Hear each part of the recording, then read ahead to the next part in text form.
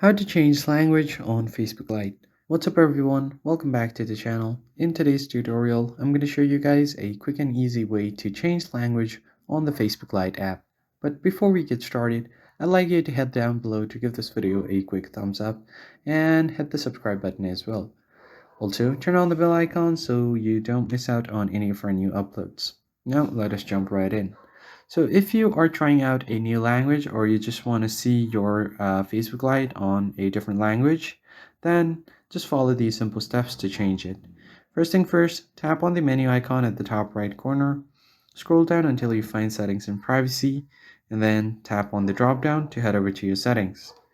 Once you land on the settings page, all you need to do is scroll down until you find the preferences.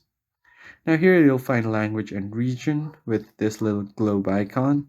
Just tap on it and here you can find all of the available languages on Facebook Lite.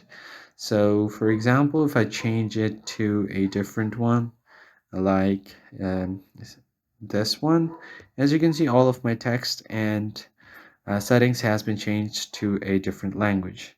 And if you want, you can change it back to your default language. And it's as easy as that. If you found the tutorial helpful, don't forget to leave a like below and subscribe. I'll see you on the next one.